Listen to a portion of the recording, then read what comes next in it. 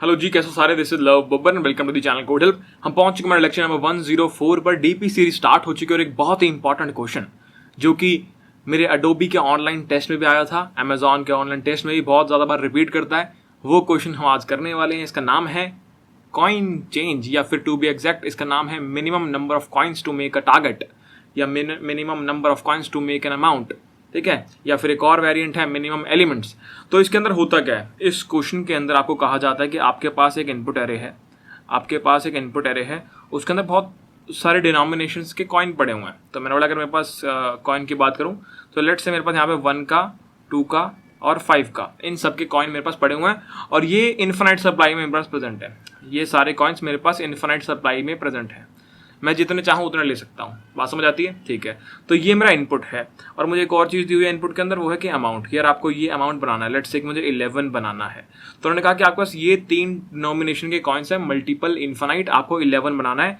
मुझे ये बता दो कि मिनिमम नंबर ऑफ कॉइन्स कितने लगेंगे 11 बनाने के लिए। तो मैंने बोला सिंपल है, इसका आंसर आएगा 3, इसका आउटपुट आएगा 3 कैसे भैया, मैंने बोला 5 + 5 + 1। ये सबसे मिनिमम वाला तरीका है जिसके द्वारा आप 11 बना सकते हैं यूजिंग ये वाले 3 कॉइन्स। आप ट्राई कर सकते हैं। 1 को अगर आप सिर्फ यूज़ करेंगे तो 11 बार 1 यूज़ करना पड़ता है, 11 बनेगा। या फिर 1 और 2 को एक साथ यूज़ करेंगे तो आपको 5 बार 2 यूज़ करना पड़ेगा और 1 बार 1 यूज़ करना पड़ेगा, यानी 6 कॉइन लगेंगे। अगर मान लो सिर्फ 5 को यूज़ करना चाह रहे हो, 2 बार 5 और 1 बार 1, तो ठीक है, 3 कॉइन इसमें मिनिमम लग रहे हैं। इस प्रकार एक और एग्जांपल अगर देखें, लेट से हमारे पास कॉइन्स कितने हैं, हमारे पास कॉइन्स हैं 2, मतलब 2 के सिक्के मेरे पास इनफाइनाइट, ठीक है। और मेरा टारगेट है 3। क्या मैं सिर्फ 2 के सिक्कों से 3 बना सकता हूँ? जवाब है नहीं। अगर ऐसा केस आता है जब आप डिनोमिनेशन का यूज करके, डिफरेंट टाइप ऑफ डिनोमिनेशन का यूज करने के बाद भी टारगेट नहीं बना पा रहे हैं, तो आपको आंसर में क्या देना है, आपको आंसर में -1 दे देना है। ऐसा क्वेश्चन ने कहा है, ठीक है। और थर्ड एग्जाम्पल मेरे पास क्या आता है कि 1, कि मेरे पास 1 टाइप का एक कॉइन है, मल्टीपल कॉइन है, इन्फिनिट कॉइन है और मेरा टारगेट जो है, मेरा टारगेट 0। अब जब आपका टारगेट 0 है, ऑलरेडी वो 0 है, तो 0 बनाने के लिए कितने कॉइन लगेंगे, 0 बनाने के लिए तो आंसर मेरा क्या आएगा, 0 बनाने के लिए मेरे कॉइन भी 0 ही लगने वाले हैं। तो 3 के समझ में आ गया। मैं एक वैलिड केस होता है जहां पे आपका आंसर बन जाएगा, एक इनवैलिड केस जहां पे आंसर नहीं बनेगा, और थर्ड कि 0 है, अरे इसका आंसर हमेशा 0 आने वाला है। तो ये तीनों के समझ लिए, ठीक है। अब फटाफट एग्जैक्ट क्वेश्चन की तरफ बढ़ते हैं और एग्जैक्ट क्वेश्चन को इस प्रकार का, sponsored by Crio the world's leading work experience based learning platform, जहां पर आप अपनी सॉफ्टवेयर स्किल्स को एनहांस कर सकते हैं और साथ ही साथ टॉप डेव जॉब्स भी ग्रैब कर सकते हैं। अनलाइक यूजुअल कोर्सेज, क्रायो में आप फुल स्टैक डेवलपमेंट या बैकएंड डेवलपमेंट सीखने वाले हैं, but by building industry level projects in a real developer environment. At the end of their programmes आप बहुत सारे प्रोजेक्ट्स बना चुके होंगे, जिससे आपका रिज्यूमे और इफेक्टिव हो जाएगा और एक स्ट्रॉन्ग गिटअप प्रोफाइल भी बन जाएगी। आप फुल स्टैक डेवलपमेंट में या बैकएंड डेवलपमेंट में क्या क्या टेक यूज करने वाले हैं, वो सब भी आपको यहाँ पर विजिबल है। और साथ ही साथ आपको पर्सनलाइज्ड करियर असिस्टेंस भी मिलने वाली है, ताकि आपकी ड्रीम जॉब की डबल श्योरिटी हो। आपको करना क्या है, डिस्क्रिप्शन के अंदर मैं एक लिंक अटैच कर देता हूँ, उसको यूज करके आप maximum possible discount Crio programmes पर ले सकते हैं और साथ ही साथ कुछ फ्री रिसोर्सेज को भी अनलॉक कर सकते हैं। तो फटाफट डिस्क्रिप्शन में जाएंगे, लिंक को यूज करेंगे, एक प्लेसमेंट ग्रैब करेंगे और मुझे पार्टी देंगे। Given an array of n distinct integers, आपके पास n डिस्टिंक्ट इंटीजर्स पड़े हैं, आपको x बनाना है, टारगेट सम है आपका x। आपको बताना है the minimum number of elements you have to take to reach the target sum x। Same वही चीज है, डिस्टिंक्ट इंटीजर्स को यहाँ पे कॉइन मान लो और टारगेट सम को अपना अमाउंट मान लो, और आपका मिनिमम नंबर ऑफ एलिमेंट बताने, यानी मिनिमम नंबर ऑफ कॉइन्स बताने हैं आपको, जिसके द्वारा आप टारगेट बना पाओ, तो सेम वही केस है, एग्जांपल अगर यहाँ पे देखें तो उन्होंने बोला कि आपके पास 1 का, 2 का और 3 का, इन तीनों के इन्फिनाइट कॉइन्स पड़े हुए हैं और आपका टारगेट क्या है, आपका टारगेट है जी 7 बनाना है। तो बहुत सिंपल है, अगर सिर्फ 1 का यूज करता तो 7 बार 1 लिखना पड़ता है ना। अगर सिर्फ 2 का यूज करता तो 2 + 2 + 2 और साथ में एक 1 प्लस करना पड़ता। यहाँ लगे 7 कॉइन्स, यहाँ लगे 4 कॉइन्स। अगर सिर्फ 3 का यूज करूँ, सिर्फ 3 + 3 और एक 1 की नीड पड़ जाएगी, ये यहाँ लगे 3 कॉइन्स। कौन सा मिनिमम है, आपने बोला तो बड़ा सिंपल है भैया, यही मिनिमम है, तो इसका आंसर 3 आना चाहिए। तो यहाँ पे अगर हम ध्यान से देखें तो इसका आंसर 3 आ रहा है। तो इस प्रकार का ही क्वेश्चन है, आपको क्वेश्चन समझ में अच्छे से आ चुका होगा, क्वेश्चन क्या कहता है, ठीक है। उन्होंने वही कहा कि अगर आप नहीं पहुंच पा रहे तो आप -1 रिटर्न कर देना। सेम वही चीज़ें बोली गई यहाँ पे भी, ठीक है। तो क्वेश्चन बहुत सिंपल है, इसको करना कैसे फटाफट समझते हैं। अब जब डीपी के द्वारा हम करने वाले हैं, आपको पता हम कैसे अप्रोच करते हैं क्वेश्चंस को।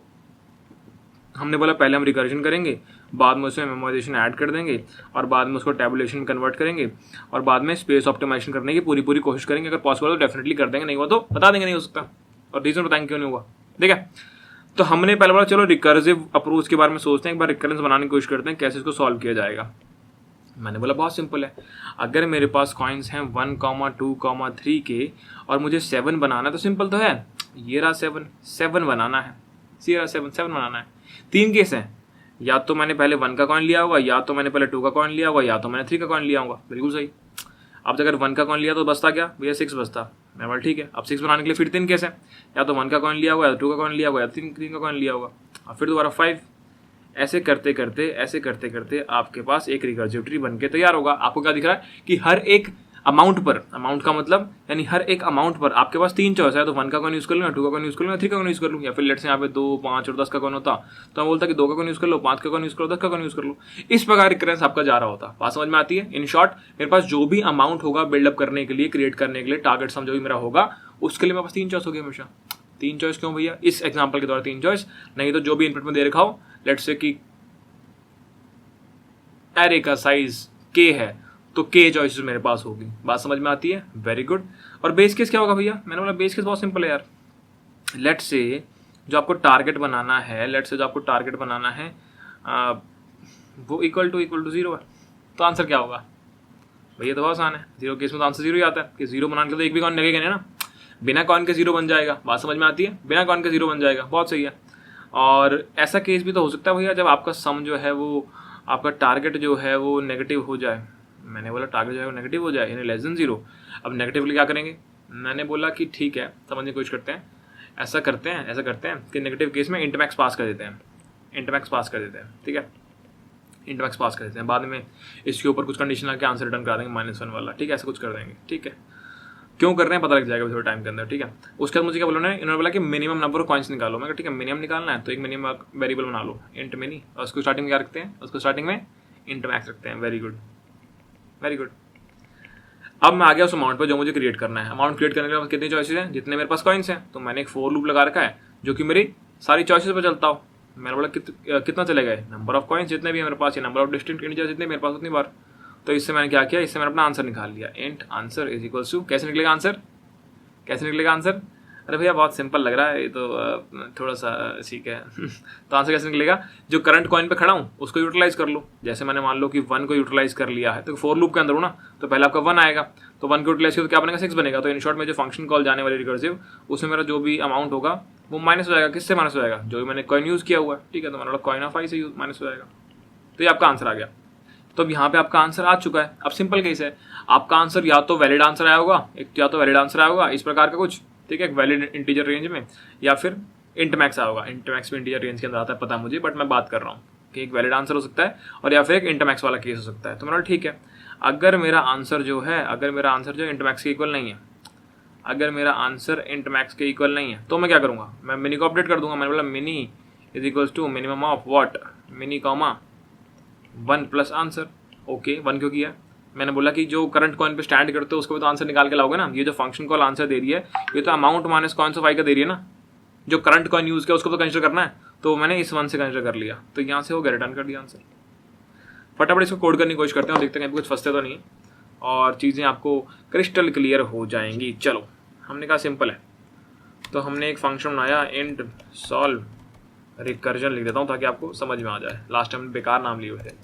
तो हमने इसके अंदर क्या पास किया? हमने इसके अंदर हमारा नम वाला एरे पास कर दिया। Very good. इसके बाद हमने एक्स पास कर दिया। Very good. हमने बोला कि बेस केस क्या कहते हैं? बेस केस कहते हैं कि लेट से आपका सम जो है वो इक्वल टू लेट से कि आपका एक्स जो है वो इक्वल टू 0 हो गया। अगर 0 होगा तो रिटर्न 0 कर दो। Very good. लेट से कि आपका एक्स जो है वो लेस देन 0 है, यानी नेगेटिव है। नेगेटिव केस में रिटर्न इंट मैक्स। ठीक है, और हमने क्या बोला इसके बाद कि यार ऐसा करो, एक मिनिमम नंबर चाहिए ना आपको, तो ऐसा करो मिनी वाला वेरिएबल ले लो जो स्टार्टिंग में इंट मैक्स होगा। आपको पता है क्यों करते हैं हम मिनिमम नंबर को इंट मैक्स? एक फॉर लूप हमने चलाया जो कि सारे कॉइन्स पर आइटरेट करेगा, I less than 0 num dot size I plus plus. और मैंने क्या किया? मैंने किया आंसर निकाल लो। Answer is equals to, answer is what? आपने सब प्रॉब्लम का आंसर निकाल लिया कि यार ऐसा करो, सॉल्व रिकर्सिवली किसको? सब प्रॉब्लम को। नम पास कर दिया और एक्स माइनस जो भी करंट कॉइन यूज़ किया है, कौन सा कॉइन यूज़ किया है? नम ऑफ आई, ये वाला कॉइन यूज़ किया। तो आपने सब प्रॉब्लम का आंसर निकाल लिया। आपने चेक किया क्या मेरा आंसर वैलिड आ रहा है। If answer is not equal to int max, तो मैं क्या करूँगा? मिनी को अपडेट कर दूंगा।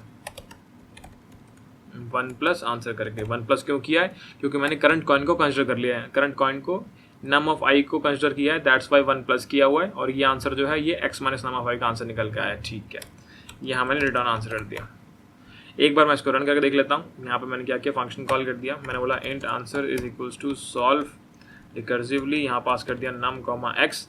हो सकता है आपका आंसर एक वैलिड आंसर है, हो सकता है आपका आंसर एक इंट मैक्स आए। तो मैंने चेक कर लिया फटाफट कि if answer is equals to int max, अगर मेरा आंसर इंट मैक्स आ रहा है तो इसका मतलब मेरा आंसर सही आंसर नहीं निकाल पाया हूँ मैं। इसका मतलब आंसर निकालना पॉसिबल नहीं है, यानी रिटर्न -1, जो कि यहाँ पे बोला हुआ था, आपको दिखाया भी था मैंने ना, यहाँ पे ये रहा।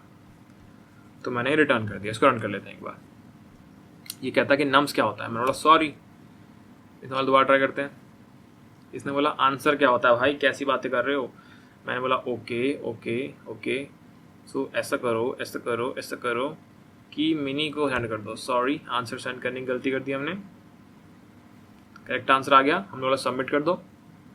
टीएल आना चाहिए, रिकर्जन है ना, एक्सपोनेंशियल जाएगा दोस्त। ओहो एक्सपोनेंशियल इसकी टाइम कॉम्प्लेक्सिटी है, तो ये गलत हो गया। अब हम इसमें करेंगे मेमोइजेशन ऐड करने वाले हैं इसके अंदर हम मेमोइजेशन ऐड करेंगे। सिंपल है। स्टेप 1 डीपी वाला एरे क्रिएट कर लो। मैंने बोला इसको तो पहले आप ऐसा करो, कमेंट कर दो। अब आगे बढ़ते हैं।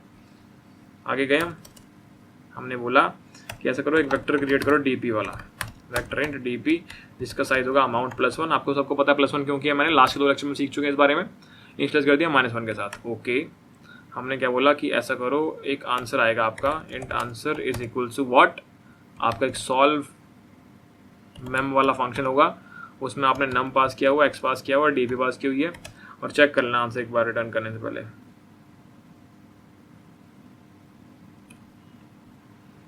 ओके, तो इसमें मैंने क्या किया, मैंने बोला इसमें कि if answer is equals to int max, तो ऐसा करो रिटर्न -1 एल्स रिटर्न आंसर। एक बार पीछे वाला दोबारा चला के देखें क्या हुआ था, कुछ गड़बड़ लग रही है मुझे। इसको रन करके देखें एक बार, ये चला कैसे, कुछ गड़बड़ है। हमने तो कोई रिटर्न ही नहीं करा, चल कैसे गया ये ये कैसे चल गया भाई, कैसी बातें हो रही हैं यहाँ पे। रिटर्न करो एक बार, अब एक बार दोबारा ट्राई करते हैं सबमिट करने का। टीएलई चलना नहीं चाहिए था, रिटर्न तो मैंने किया नहीं था। ये गड़बड़ समझ में नहीं आया मुझे ऐसा क्या हुआ, पर चलो कोई नहीं, अभी टीएलई आ रहा है, चलो वो तो सही चीज़ है। और हमने क्या किया, हमने इसको अनकमेंट किया, ये हमने बना रखा है, ये हमने फंक्शन कॉल किया, यहाँ से हमने आंसर रिटर्न कर दिया। Very good. अब हमें बस ये फंक्शन क्रिएट करना है सॉल्व मेम वाला। मैंने इसी फंक्शन कॉपी कर लिया और मैंने इसका नाम चेंज कर दिया सॉल्व मेम। इसके अंदर मैंने डीपी अरे पास कर दिया, एक वेक्टर इंट डीपी। स्टेप 1 मेरा कंप्लीट हो चुका है, जहाँ पे मैंने इसको क्रिएट करके इनिशियलाइज कर दिया। स्टेप 2 में क्या होता है, जहाँ पे रिकरेंस रिलेशन है वहाँ पे मुझे डीपी के अंदर आंसर स्टोर कराना है। तो ठीक है, मैंने चेक किया फटाफट कहाँ पे किया जाए। मुझे ये समझ में आता है कि यहाँ पे मुझे आंसर को स्टोर करना पड़ेगा कि DP of x is equals to आपका जो भी मिनी आया हुआ है ना, कि मिनी के अंदर आंसर स्टोर किया हुआ हमने। और थर्ड स्टेप क्या होता है, बेस केस के बाद जाके अपना सिंपल सेट कर दो कि अगर डीपी ऑफ एक्स की वैल्यू जो है नॉट इक्वल टू -1 है तो रिटर्न कर देना उसको, ही डीपी ऑफ एक्स को। चला के देखते हैं फटाफट इसको चलता है कि नहीं चलता। सॉल्व मेम, इसने बोला amount was not declared. Okay, कहाँ लिख दिया मैंने अमाउंट। अब मैंने अमाउंट कहाँ लिख दिया, लाइन नंबर 50। अमाउंट नाम की कोई चीज़ होती नहीं है, एक्स है अमाउंट की जगह यहाँ पे। ओके, मेरे दिमाग में कॉइन चेंज चल रहा है जहाँ पे अमाउंट और कॉइन्स वाला एरे होता है। मेरे पास ये सारा आ गया, मैंने इसको सबमिट करके देखा एक बार, मैंने इसको सबमिट करके देखा और टीएलई आ गया। वाओ, यहाँ भी टीएलई आ गया। तो यहाँ पर हमारा टीएलई आ चुका है, जहाँ पे हमारा मेमोइजेशन फंक्शन कैसा था, हमारा सॉल्व मेम जो था x+1 का -1 किया, आंसर निकाला इस प्रकार, फंक्शन कॉल किया, आंसर कंपेयर किया। और हम ऊपर जाकर चेक करते हैं यहाँ पर क्या किया हमने, बाय रेफरेंस है, ये भी बाय रेफरेंस है। बेस केस ये इक्वल नहीं है तो ये रिटर्न कर दो। ये चल रहा है 0 से लेकर num डॉट साइज तक। आई थिंक लॉजिकल है। एक बार फटाफट टैबुलेशन वाले मेथड सॉल्व करने की कोशिश करते हैं। हमने कहा कि लेट्स से मेरे पास एक सॉल्व टैबुलेशन मेथड की तरफ चलते हैं, वहाँ कोशिश करते हैं इसको रन करने की। हमने बोला सॉल्व यूजिंग टैबुलेशन मेथड। हमने बोला अगर मैं टैबुलेशन से सॉल्व करता तो कैसे होता है, यहाँ पे DPRA नहीं होता, ठीक है। और मैं इसको फटाफट एक बार साफ कर देता हूँ। मैंने बोला सबसे पहले क्या करेंगे हम, सबसे पहले what we have to do is हम एक DP वाला एरे क्रिएट कर लेंगे फटाफट। तो मैंने बोला vector of int DP size है कितना x+1 और मैंने इसमें इंट मैक्स डाल दिया हर जगह। इंट मैक्स क्यों डाला भैया, -1 क्यों डाला, मैंने बोला यहाँ पे हम बॉटम से टॉप की तरफ जाके बॉटम अप अप्रोच लगा रहे हैं, तो बॉटम से सबके सॉल्यूशन छोटे छोटे टेस्ट के छोटे छोटे सब प्रॉब्लम के बिल्डअप कर रहे हैं। यहाँ पे बेसिकली आपको ये कहना चाह रहा हूँ कि लेट्स आपका कोई ट्री इस प्रकार का होता है, रिकर्सिव ट्री आपका लेट्स इस प्रकार का होता है ऐसा। तो यहाँ पे मैं क्या कर रहा हूँ, मैं बॉटम से सॉल्यूशन बिल्डअप करता करता ऊपर की तरफ जा रहा हूँ, ऐसे ऊपर की तरफ जा रहा हूँ, ऐसे ऊपर की तरफ जा रहा हूँ, ठीक है। तो मैंने पहली समय इंटरमैक्स सेट कर दी और मुझे पता है मैं हमेशा क्या करता हूँ कंपैरिजन के अंदर कि भैया इंटरमैक्स अगर आंसर पड़ा हो तो रिटर्न -1, अगर इंटरमैक्स पड़ा हो तो आंसर क्या करूँगा, रिटर्न -1, दैट्स वाई इंटरमैक्स कर रहा हूँ, ठीक है। तो इतना मैंने कर लिया, इसके बाद मैं क्या करूँ, बेस केस को चेक करता हूँ, सोचता हूँ यहाँ पे क्या होना चाहिए। तो फटाफट मैं ऊपर गया, मैंने बोला यार x = 0 टर्न 0, ठीक है। तो मुझे क्या समझ में आता है कि DP ऑफ 0 क्या होगा, DP ऑफ 0 जो होगा वो 0 के इक्वल होगा, ठीक है। ये बात समझ में आ गई, ये बात समझ में आ गई। इसके बाद नेगेटिव वाला केस तो खैर नेगेटिव इंडेक्स तो होता ही नहीं है, तो इसकी नीड नहीं है, इसकी भी नीड नहीं है। अब हमने क्या देखा कि DP ऑफ I दर्शाता क्या, पहले समझ लेते हैं। DP ऑफ I दर्शाता क्या, पहले समझ लेते हैं। DP ऑफ I दर्शाता है minimum number of coins required to make target I, minimum number of coins required to make target I। अब ध्यान से देखो, आपको कोई भी नंबर के लिए सोल्यूशन निकालना है, आपको कोई भी k के लिए आपको मिनिमम नंबर ऑफ कॉइन निकालने हैं, मिनिमम नंबर ऑफ कॉइन निकालने। ध्यान सुनना मेरी बात को, कोई भी नंबर k के लिए आपको मिनिमम नंबर ऑफ कॉइन निकालने, तो आपको सारे कॉइन तो यूज करने पड़ेंगे, आपको सारे कॉइन तो यूज करने पड़ेंगे। ध्यान सुनना मेरी बात को, किसी भी एक नंबर के लिए आपको सारे कॉइन तो यूज करने पड़ेंगे कि इन 3 कॉइन में से किस प्रकार बिल्डअप कर सकते हैं मिनिमम नंबर के अंदर। अब ध्यान से देखो, DP के अंदर क्या होता है, DP ऑफ I की डिपेंडेंसी होगी पक्का किसी ना किसी पीछे वाले DP किसी पे, राइट, वो डिपेंडेंसी होगी। पर वो डिपेंडेंसी के लिए इसको सॉल्व करना पड़ेगा, और इसको सॉल्व करने के लिए आपके पास 3 चॉइसेस हैं एज पर हमारा पुराने वाला टेस्ट केस, ठीक है। तो मुझे ये समझ में आता है कि जब मैं बॉटम से ऊपर की तरफ बिल्डअप करता हुआ जा रहा हूँ सोल्यूशन, तो मुझे क्या करना होगा, मुझे हर अमाउंट को सॉल्व करना पड़ेगा। मुझे ऐसे करना पड़ेगा कि मैंने एक लूप चलाया फॉर 1 से लेके <= अमाउंट तक, और मैंने क्या बोला कि 1 के क्या सोल्यूशन है, DP ऑफ 1 का सोल्यूशन बिल्ड कर लिया, फिर मैंने DP ऑफ 2 का सोल्यूशन बिल्ड कर लिया, फिर मैंने DP ऑफ 3 का सोल्यूशन बिल्ड कर लिया। ऐसे करते करते ऊपर की तरफ जाऊंगा और लास्ट में अपना answer DP of amount return कर दूंगा, ठीक है। बात समझ आती है। तो मैंने यहाँ पे लिखा, एक लूप चलाया, मैंने बोला फॉर इंट I = 1 से लेके 0 क्यों लिखा भैया, 0 सॉल्व करा मैंने ऑलरेडी, इसलिए लिखा, यहाँ पे लिखा हुआ 0 सॉल्व कर लिया मैंने already.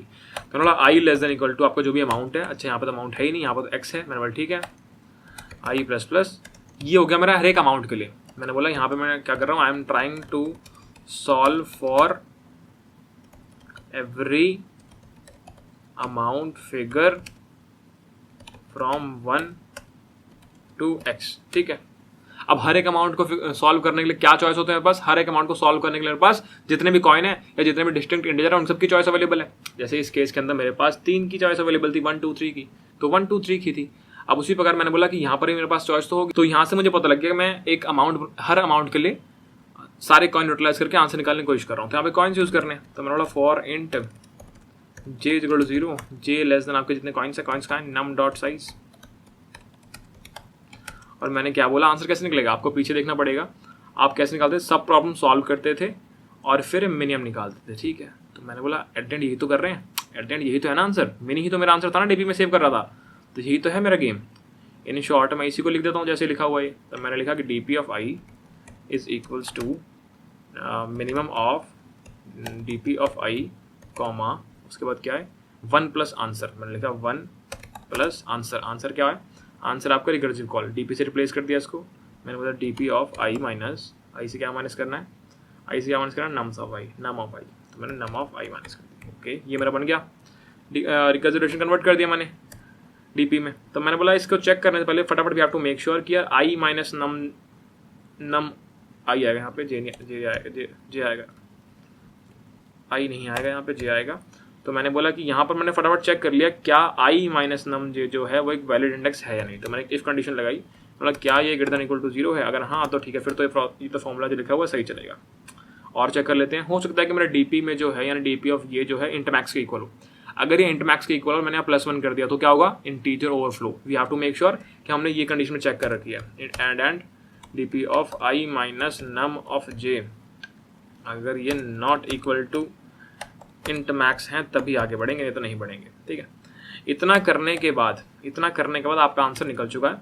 We have to make sure कि हम एक बार चेक कर लें। हमने बोला डीपी ऑफ एक्स चेक कर लिया, क्या वो इंटमैक्स के इक्वल है? हो सकता है ना इंटमैक्स के इक्वल हो। अगर इंटमैक्स के इक्वल हो तो आंसर रिटर्न करना है भैया, सिंपल है, -1 रिटर्न कर दो, वेरी गुड। और नहीं तो क्या करेंगे? रिटर्न कर दो। आप क्या रिटर्न करेंगे? डीपी ऑफ एक्स को ही, और किसको? ठीक है भैया, क्या हम सिर्फ सीधा रिटर्न नहीं कर सकते डीपी ऑफ एक्स? मैंने कर सकते थे, फिर आपको ये वाली जो कंडीशन थी वो कंडीशन यहाँ पे लगानी पड़ती नीचे। तो अब यहाँ पे क्या किया? रिटर्न कर दिया। सॉल्व टैब, यहाँ पर आपने नम पास कर दिया, कॉमा एक्स पास कर दिया। मैंने बोला रन करते हैं एक बार, कोई छोटी मोटी गलती, करेक्ट आंसर आ गया, वेरी गुड। मैंने बोला एक बार सबमिट करके देखते हैं, और करेक्ट आंसर आ गया। इसका मतलब पता क्या है? तो टाइम कलेक्शन तो भले ही आपकी सॉल्व यूजिंग मेमोराइजेशन और सॉल्व यूजिंग टैबुलेशन सेम थी, बट हो सकता है ना टेस्ट केस जो इस प्रकार लिखे हुए हैं उसमें आपका ज़्यादा टाइम लग रहा है मेमोराइजेशन के अंदर। पर ठीक है, इसका कोई एग्जैक्ट आंसर मेरे पास नहीं है, आपके पास भी नहीं है। इनके टेस्ट केसेस कुछ इस प्रकार लिखे गए हैं कि ये वाला सोल्यूशन पास नहीं हो रहा है, नहीं तो इस सोल्यूशन में ऐसा कोई गलती है नहीं। क्योंकि अगर इस सोल्यूशन में कुछ गलती होती तो हम ये सोल्यूशन में गलती बनाते हैं, क्योंकि हमने ऊपर वाले सोल्यूशन को देख कर अपने नीचे वाला सोल्यूशन बिल्डअप किया, राइट। तो इस प्रकार हमने इसको सॉल्व कर लिया। अब हमें क्या समझ में आता है, अगर मैं ध्यान शुरू से दिखाऊं आपको, तो जो पहला सोल्यूशन आपने लिखा रिकर्जन वाला जो पहला सोल्यूशन लिखा, वहाँ पे क्या किया आपने? बेस केस लगा, अगर इक्वल टू 0 तो 0 बनाने के लिए 0 कॉइन लगेंगे, तो 0 भेज दिया। नेगेटिव तो कुछ बनाना होता ही नहीं है, तो इसमें इंट मैक्स भेज दिया आपने। ठीक है, एक आपने अपना खुद का एक नंबर पकड़ लिया इंट मैक्स, और इंट मैक्स जब भी आएगा तो मैं क्या रिटर्न करूँगा? मैं -1 रिटर्न कर दूँगा। यहाँ मैंने कंडीशन लगा रखी है कि भाई जैसे ही मुझे इंट मैक्स मिला तो मैंने रिटर्न -1 कर दिया। ठीक है, ये भी चेक कर लिया आपने। फिर आपने क्या किया? एक लूप चलाया। किसके लिए? क्यों चलाया लूप भैया? क्यों चलाऊँ लूप? मैंने बोला आपको पता नहीं ना कितने कॉइन है, 1 भी हो सकता है, 2 भी हो सकते हैं, 3 भी हो सकते हैं, बहुत सारे भी हो सकते हैं। तो बहुत सारे हो सकते हैं, वहाँ पे हर किसी लिए फंक्शन कॉल तो मारोगे नहीं, रिकर्सिवली लूप लगाना पड़ेगा। तो आपने हर एक कॉइन के लिए, हर एक डिस्टिंक्ट इंटीजर के लिए आपने फंक्शन कॉल मार दी। ठीक है, और आपने मिनिमम आंसर उसी प्रकार अपडेट कर दिया। ठीक है, ये 1+ जो किया है, ये 1 का मतलब है कि आपने नम ऑफ आई वाला इंक्लूड किया है, इसका मतलब ये है, कंफ्यूज मत होना इससे। तो इस प्रकार आपने रिकर्सिव सॉल्यूशन बना दिया जिसकी कॉम्प्लेक्सिटी एक्सपोनेंशियल थी। बेकार, बहुत बेकार कॉम्प्लेक्सिटी। फिर हमने क्या किया? Solve using memorisation. आपको सबको पता है स्टेप क्या होता है मेमोराइजेशन के। स्टेप 1 क्या होता है कि डीपी का एरे बनाएंगे जी, ये बना दिया, डीपी का एरे बना दिया। स्टेप 2 क्या होता है कि जो रिकर्सिव रिलेशन था, जैसे यहाँ पे रिकर्सिव रिलेशन था, इसको मुझे डीपी में स्टोर करके रिटर्न करना है। तो मैंने बोला ठीक है, डीपी में स्टोर करा दिया, ऐसे DP of x equal to mini, ये स्टेप 2 था मेरा, स्टोर करके रिटर्न कर दिया। आप चाहो तो यहाँ पे डीपी ऑफ एक्स लिख देना, कोई फर्क नहीं पड़ता। स्टेप 2 ये था। स्टेप 3 क्या होता है कि भैया बेस केस के बाद, ये आपके बेस केस थे, इसके बाद जाके मैं चेक कर लूँगा कि मेरे पास आंसर ऑलरेडी अवेलेबल तो नहीं है। अगर मेरे पास आंसर ऑलरेडी अवेलेबल है तो मैं रिटर्न कर दूंगा उस आंसर को। मेमोराइजेशन खत्म। इस प्रकार आपने आंसर निकाला। चलना चाहिए था, इनके टेस्ट केस में शायद कुछ ऐसा नहीं चल रहा, बट हाँ लॉजिक वाइज सब कुछ ठीक है, सही चलेगा, कोड बिल्कुल सही है, कोई दिक्कत नहीं है इसमें। फिर हम गए हमारे थर्ड सोल्यूशन पे। अच्छा, उस पर जाने से पहले फटाफट अगर इसमें मेमोराइजेशन में डाल दूँ तो इसकी टाइम कॉम्प्लेक्सिटी कितनी है? मैंने बोला सिंपल लग रहा है, सिंपल ही लग रहा है। और हमने कहा कि इस मेमोराइजेशन वाले कोड की टाइम कॉम्प्लेक्सिटी कितनी है? आपको क्या दिख रहा है? इसमें एक तो रिकर्जन चल रहा है और इसमें एक फॉर लूप चल रहा है। इसमें एक रिकर्जन चल रहा है और इसमें एक फॉर लूप चल रहा है। तो मुझे समझ में ये आता है कि इसकी टाइम कॉम्प्लेक्सिटी क्या होगी? x × n। x क्या है यहाँ पे? x आपका अमाउंट है कि टोटल अमाउंट आपको कितना बिल्डअप करना है। n कितना आपका? n आपका नंबर ऑफ कॉइन्स। ये कॉम्प्लेक्सिटी आपकी इस सॉल्यूशन की है। स्पेस कॉम्प्लेक्सिटी, मैंने बोला space complexity main same of n for DP array end of n for recursive auxiliary space आपको जा रहा है उसके लिए ऑफ n + ऑफ n, जो लास्ट के 2 केसेस में देख के आए, लास्ट के 2 वीडियोस के अंदर। ठीक है, तो स्पेस कॉम्प्लेक्सिटी आपको क्या नजर आती है कि भैया वही ऑफ n चल रही है। अच्छा, ऑफ n क्या है यहाँ पे भैया? पहले बताना एक बार। ऑफ n मतलब कि ये वाला n मत लेना, गलती से हम बार बार n यूज़ करते हैं, दैट्स मैंने n बोल दिया। यहाँ पे ध्यान से देखो क्या चल रहा है। यहाँ पे n का क्या मतलब था? डीपी ऑफ x+1 का आपने एरे बनाया था ना, यहाँ पे आपने क्या x+1 का बना रखा था। ठीक है, तो आपकी यहाँ पे टाइम कॉम्प्लेक्सिटी क्या होगी? O ऑफ x हो गई। उसके बाद हम आते हैं हमारे टैबुलेशन वाले मेथड पे। टैबुलेशन वाले मेथड पे यहाँ पे आपको साफ साफ दिखता है कि आपका लूप जो है वो कहाँ तक चल रहा है। आपका लूप जो है कहाँ तक चल रहा है? x और n। तो फिर दोबारा टाइम कॉम्प्लेक्सिटी क्या होगी यहाँ पे? x*n। दोबारा amount multiple number of coins available. उसके बाद स्पेस कॉम्प्लेक्सिटी सिर्फ यहाँ पे लिया है ऑफ x। ठीक है, तो इस प्रकार आपको आपने एक सोल्यूशन बिल्डअप कर लिया टैबुलेशन वाला। भैया अब यहाँ पे थोड़ा इंप्रूव करने की कोशिश करते हैं, क्या हम इसको O of 1 में कर सकते हैं, क्या हम इसमें स्पेस ऑप्टिमाइजेशन लगा सकते हैं। मैंने कहा अब आएगा मज़ा, अब आएगा मज़ा, क्या ये पॉसिबल है या नहीं है, यस और नो।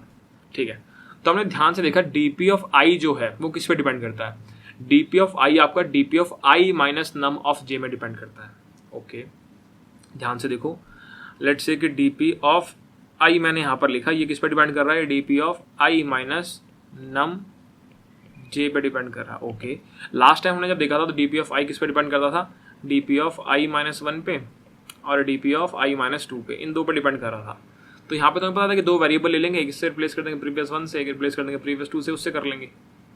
बट लेट्स से कि ये नम जे जो है इसकी वैल्यू जो है ऐसी हो जो कि इसको i माइनस 1 भी बना दे, इसको i माइनस 2 भी बना दे, i माइनस 3 भी बना दे, i माइनस 4 भी बना दे, i माइनस 5 भी बना दे, और यहाँ तक कि इसको 0 तक ले जाए। समझो मेरी बात, अगर मान लो नम ऑफ जे की वैल्यू i है तो डीपी ऑफ i किस पे डिपेंड करेगा, डीपी ऑफ i तो डीपी ऑफ 0 पे डिपेंड करेगा। आपको नहीं पता ना किस पे डिपेंडेंट होगा, वो तो एक कॉइन डिसाइड करेगा, ये कॉइन की जो वैल्यू होगी वो डिसाइड करेगी। अब लेट्स से कि आपको 5 बनाना था, ठीक है, और आपका कॉइन अवेलेबल कौन से थे, 1 2 3 4 5। इसके अंदर क्या होता, ध्यान से देखो, डीपी ऑफ आई किस पे डिपेंडेंट होता है, DP of I minus num of J पे। तो यहाँ पे आपका क्या होता, आपका डीपी जो है -1 करते तो एक पीछे वाले डिपेंडेंट होता, -2 करते 2 पीछे वाले पे डिपेंडेंट होता, -3 करते 3 पीछे वाले पे डिपेंडेंट होता, -4 करते 4 पीछे वाले पे डिपेंडेंट होता, -5 करते 5 पीछे वाले पे डिपेंडेंट होता। क्या मतलब होता है, क्या मतलब होता है इस बात का कि इन शॉर्ट आपको फिर दोबारा ओ ऑफ एक्स साइज का एरे दोबारा नीड है, यानी आपको टोटल एक्स वेरिएबल्स बनाने पड़ जाएंगे अगर आप सेम इसी अप्रोच से जानना चाहते हैं, जो कि लॉजिकल भी नहीं है। तो इन शॉर्ट आप यहाँ पे कितना स्पेस ले रहे हैं, आप फिर दोबारा यहाँ पे ओ ऑफ एक्स स्पेस ही ले रहे हैं, तो कोई लॉजिक नहीं स्पेस ऑप्टिमाइजेशन यहाँ पे कोई स्पेस ऑप्टिमाइजेशन का लॉजिक नहीं है, क्योंकि एट एंड आप उतना ही स्पेस लेके बैठ जाओगे फिर दोबारा। बात समझ में आती है, राइट। तो स्पेस ऑप्टिमाइजेशन पॉसिबल नहीं है दोस्त, आप तब भी ऑफ एक्स स्पेस यहाँ पे ले ही लोगे। तो आपको क्या समझ में आया अब तक कि आपने यहाँ पर रिकर्सिव सोल्यूशन देख लिया जो कि टीएलई आ रहा था, फिर आपने मेमोराइजेशन वाला सोल्यूशन देख लिया कैसे करते हैं, दोबारा समझा देता हूँ। सबसे पहला स्टेप डीपी का एरे क्रिएट करो, इनिशियलाइज करो, -1 के साथ कर दिया हमने इसको इसके अंदर। सेकंड स्टेप क्या होता है, रिकरेंस रिलेशन में आंसर स्टोर कराओ, रिकरेंस का जो आंसर आ रहा है उसको स्टोर कराओ और उसको रिटर्न करा दो। थर्ड स्टेप बेस केस के बाद जाके अपना चेक कर लो, आंसर अगर ऑलरेडी पड़ा हुआ है तो उसको रिटर्न कर दो। ये होता है मेमोराइजेशन ऐड कर दी रिकर्शन के अंदर। फिर हम टैबुलेशन के अंदर वहाँ पर हमने क्या किया, डीपी का एरे यहीं पे बना लिया, ठीक है। बॉटम आप बिल्ड कर रहे हैं तो हमने स्टार्टिंग का सबके अंदर इंटमैक्स सेव कर लिया। हमें क्या पता था बेस केस को इसको देख के कि डीपी ऑफ 0 के अंदर आंसर 0 आने वाला, बहुत बढ़िया। उसका हमने क्या देखा कि यार कोई भी जो आंसर होता है वो तो अपनी सब प्रॉब्लम से बनता हुआ आ रहा है, तो मुझे सारी की सारी सब प्रॉब्लम सॉल्व करनी पड़ेगी कि 1 का मिनिमम नंबर ऑफ आंसर कितना आएगा, या फिर 2 का मिनिमम नंबर ऑफ कॉइन्स का आंसर कितना आएगा, 3 का कितना आएगा, 4 का कितना आएगा। ऐसे करते करते मैं बिल्डअप करता जाऊँगा। ऐसे 0 का आंसर तो मुझे पता है, अब डीपी ऑफ 1 का आंसर निकलवाना है, डीपी ऑफ 2 का आंसर निकलवाना है, डीपी ऑफ 3 का आंसर निकलवाना है, डीपी ऑफ 4 का आंसर निकलवाना है। ऐसे करते करते डीपी ऑफ n का आंसर निकलवाना है। इसी फ्लो में जाऊँगा मैं, तभी तो बॉटम अप कह रहा हूँ इसको मैं। तो मैंने क्या किया कि यार डीपी ऑफ 1 का मतलब क्या है कि मुझे अमाउंट इज इक्वल टू 1 रखना है। कॉइन्स तो मेरे पास वही 1 2 5 वाले सेम पड़े हैं, राइट। जैसे इस केस में 1 2 3 के कॉइन है, तो मैंने बोला कि मुझे एक बनाना है यूजिंग 1 2 3 इन 3 टाइप के कॉइन्स से। डीपी ऑफ 2 का मतलब कि मुझे 2 बनाना है यूजिंग 1 2 3 इन 3 टाइप के कॉइन से। डीपी ऑफ 3 का मतलब मुझे 3 बनाना है इन 3 कॉइन से, 1 2 3 वाले कॉइन से। ऐसे करते करते करते करते पहुंच जाऊंगा। तो मैंने बोला कि हर अमाउंट के लिए जाना पड़ेगा। जब हर अमाउंट के लिए जाना पड़ेगा तो मैंने बोला कि मुझे एक लूप चलाना पड़ेगा जो कि अमाउंट को दर्शाता हो। तो ये मेरा लूप है। सेकंड, हर अमाउंट के लिए मुझे तीनों कॉइन यूज करने हैं, या फिर जितने भी कॉइन है वो सारे कॉइन यूज करने हैं, तो उसके लिए मैंने सेकंड लूप लगा दिया। बहुत बढ़िया। और मैंने क्या बोला, ऊपर वाले से निकाल लो, क्या करना है इसके बाद। तो मैंने रिकरेंस को देखा, मुझे देखा कि यार मैं क्या कर रहा हूँ, मैं बस मिनिमम निकाल रहा हूँ किसका, जो ऑलरेडी पड़ा हुआ है, कॉमा 1 प्लस जो सब प्रॉब्लम कॉल करिए। मैंने वही लिखा कि DP of I is equal to minimum of जो ऑलरेडी पड़ा हुआ है, कॉमा 1 प्लस आंसर। आंसर क्या था, ध्यान से देखो, x minus num of I. X इस केस में क्या है, एक्स इस केस में आई है, तो आई माइनस नम ऑफ जे। इस प्रकार मैंने सॉल्व कर लिया। फिर मैंने देखा आई माइनस नम ऑफ जे एक वैलिड इंडेक्स भी होना चाहिए, तो यहाँ पे कंफर्म कर लिया कि वैलिड इंडेक्स है या नहीं है। अगर वैलिड इंडेक्स है तो एक चीज और मैंने मेक श्योर करी कि स्टार्टिंग मैंने डीपी के अंदर इंटमैक्स डाला हुआ था, और यहाँ पे मैं डीपी के अंदर कुछ +1 कर रहा हूँ। हो सकता है इंटीजर ओवरफ्लो कर जाए, तो मैंने पहले चेक कर लिया कि DP of I minus num of J int max नहीं होना चाहिए। अगर ये है तो बहुत बढ़िया। फिर मैंने एक कंडीशन आप लगा दी, अगर मान लो डीपी ऑफ एक्स अभी भी आपका रिटर्न, अगर मान लो आपका डीपी ऑफ एक्स अभी भी इंटमैक्स आ रहा है, रिटर्न -1। आप चाहो तो इस कंडीशन को हटा के मिनिमम लगा सकते हो, आपकी मर्जी है। और आपने रिटर्न डीपी ऑफ एक्स कर दिया। इस प्रकार आपने इस क्वेश्चन को सॉल्व कर लिया, और ये था आपका बहुत प्यारा सा question, minimum number of coins. यहाँ पे आपने फिर दोबारा रिकर्जन भी देख लिया, मेमोराइजेशन भी देख लिया, टैबुलेशन देख लिया और स्पेस ऑप्टिमाइजेशन के बारे में भी सोच लिया किस प्रकार हम वहाँ पर सोचने की कोशिश कर रहे हैं।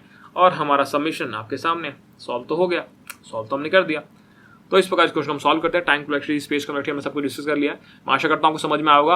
अगर आपको समझ में आया है या आपका कोई भी फीडबैक है सीरीज को लेकर, आगे इसमें बहुत सारी वीडियोस आने वाली है, तो मैं नहीं चाहता कोई वीडियो बेकार जाए, किसी में आपको लगे कि यार यहाँ कमी रह गई, प्लीज अपना फीडबैक शेयर करें। अकॉर्डिंगली हम इंप्रूव करेंगे आगे आने वाली वीडियोस में, क्योंकि सीरीज बहुत अच्छी होने वाली है, बहुत लंबी होने वाली है। और अच्छी मैं नहीं बोलूंगा, उसको अच्छी आप बोलेंगे, ठीक है। तो आपका फीडबैक बहुत मैटर करता है। जहाँ पे कुछ माइन्यूट भी कमी दिख रही है कि यार यहाँ पे और इंप्रूव हो तो मजा आता, इंप्रूव कर देंगे, ठीक है। इंसान है, गलती इंसान से होती है, इंप्रूव करवाएं, इंप्रूव कर देंगे। धन्यवाद, मिलेंगे आपसे नेक्स्ट वीडियो में, तब तक के लिए बाय बाय।